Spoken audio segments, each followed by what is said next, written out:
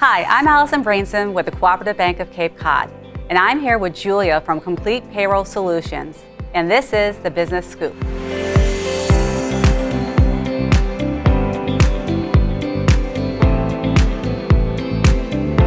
Julia, what do business owners need to do to get started with Complete Payroll Solutions?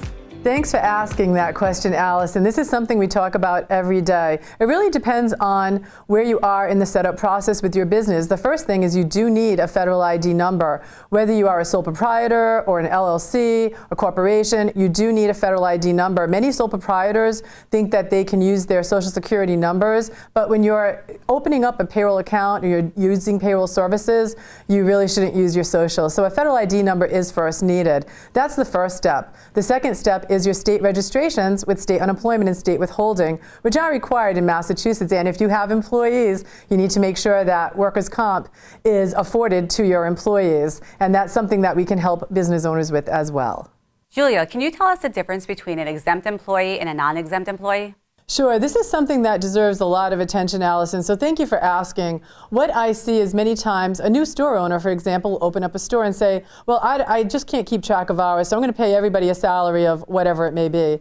And actually, you cannot do that. Hourly employees are entitled to overtime with anything over 40 hours. So it's important to know that if they don't have supervisory responsibility and they're truly not an employee that should be salaried, they need to be hourly. Many times I see retail people that are paid salary, and that can result in Department of Labor fines. So it's very important that when you're meeting with your payroll professional, ask them, what do you think? We can't really give you advice. Your accountant probably will do that.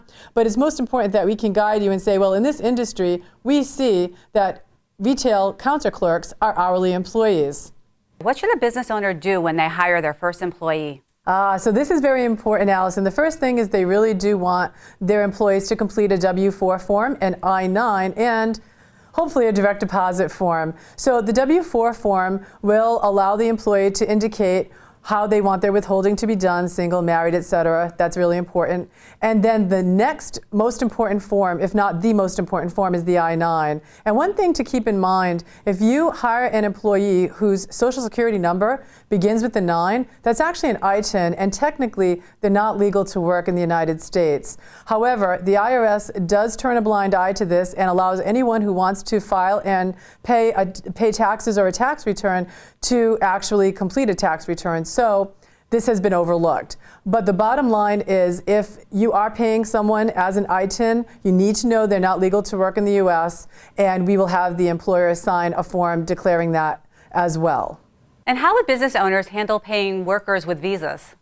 That's a really good question, Allyson. So what happens is when you're hiring a visa worker to come in, we need to look at what type of visa it is. Is it a J1? Is it an H-2B? And yes, they will be assigned social security numbers to accommodate them as they work in this country.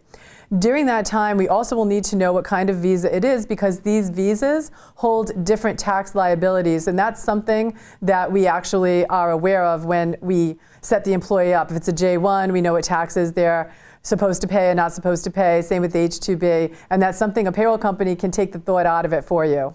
Thank you for joining us today, Julia, and thank you for watching The Business Scoop, brought to you by the Cooperative Bank of Cape Cod.